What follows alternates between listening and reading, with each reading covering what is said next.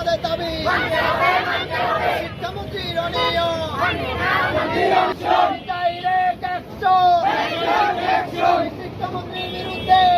আমরা ভালোভাবে প্রিপারেশন নিতে পারিনি। যদি আমাদের ডেটা যদি পিছিয়ে দেওয়া যায় তাহলে আমরা একটু ভালোভাবে প্রিপারেশনটা নিতে। এক বছরের এই প্রিপারেশনে কি কখনো সম্ভব?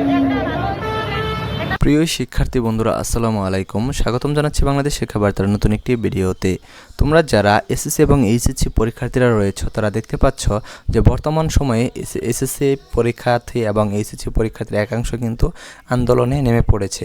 তাদের উপর যে কঠোর যে নিয়মগুলো দেওয়া হয়েছে পরীক্ষায়, সেই কঠোর নিয়মগুলো যাতে প্রত্যাহার করা হয় এবং পাশাপাশি শিক্ষামন্ত্রীর পদত্যাগের কিন্তু দাবিও করেছে। যেটা নিয়ে দেখতে পাচ্ছ যে প্রথম আলো নিউজ পেপারে একটি নিউজ প্রকাশিত হয়েছে এবং এখানে তোমাদের এই যে আন্দোলনে বিস্তারিত তথ্যগুলো থাকবে। পাশাপাশি শিক্ষামন্ত্রী বা শিক্ষা মন্ত্রণালয় তোমাদের এই আন্দোলনের প্রেক্ষিতে কী সিদ্ধান্ত নিতে যাচ্ছে, তো তোমাদের এই যে কঠোর নিয়মগুলো আরোপণ করা হয়েছে সেগুলো প্রত্যাহারের দিকে যাচ্ছে কিনা সেই বিষয়টি তোমরা মোটামুটি ক্লিয়ার হতে পারবা আশা করছি এই ভিডিওটি দেখলে। কারণ নিউজে তারা পুরো বিষয়টি কিন্তু উল্লেখ করেছে। নিউজটি তোমাদের আমি পুরোপুরি কিন্তু প্রথম থেকে শেষ পর্যন্ত পড়ে শোনাবো এবং দেখাবো। তো তার আগে তোমরা যারা শিক্ষার্থীরা রয়েছে তোমরা অবশ্যই আমাদের চ্যানেলটি যারা এখন পর্যন্ত সাবস্ক্রাইব করো নাই অবশ্যই আমাদের চ্যানেলটি সাবস্ক্রাইব করে রাখো এবং পাশে থাকা বেল আইকনটি বাজিয়ে দিয়ে রাখো যাতে শিক্ষা সম্পর্কিত সকল তথ্য তোমাদের কাছে সবার আগে চলে যায় এবং তোমরা সাথে সাথে দেখে নিতে পারো।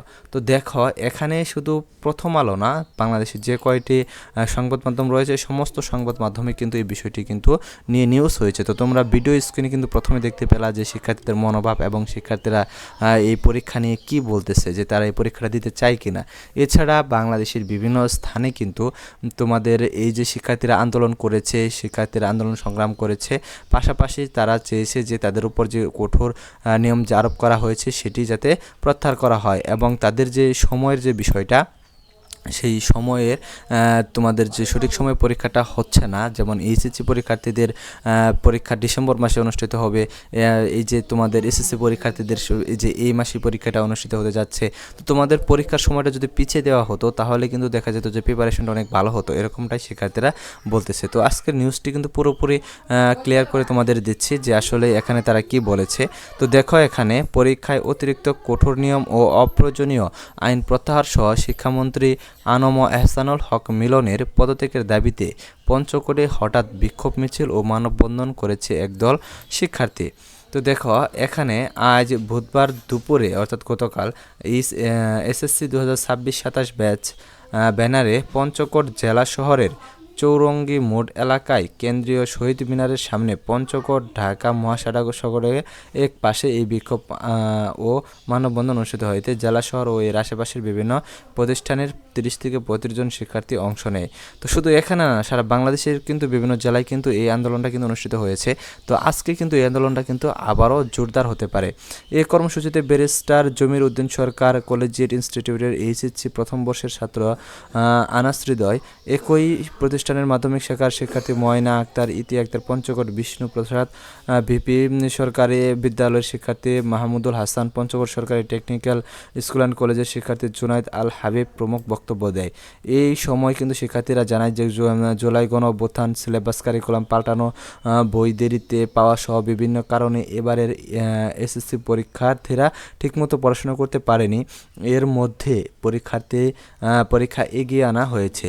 আগের নিয়ম পরীক্ষা হলে শিক্ষার্থীরা তেমন চাপ অনুভব করতো না এবং নতুন নিয়ম চাপিয়ে দেওয়া হচ্ছে এবার।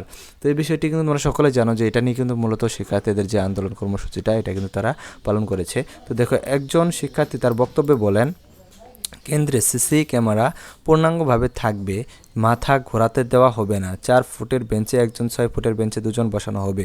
এসব নিয়ম আমাদের উপর চাপিয়ে দিয়ে আমাদের ভয় দেখানো হচ্ছে। আমরা চাই পরীক্ষাটা পিছিয়ে দেওয়া হোক, আমরা যেন কিছুটা হলেও লিখতে পারি।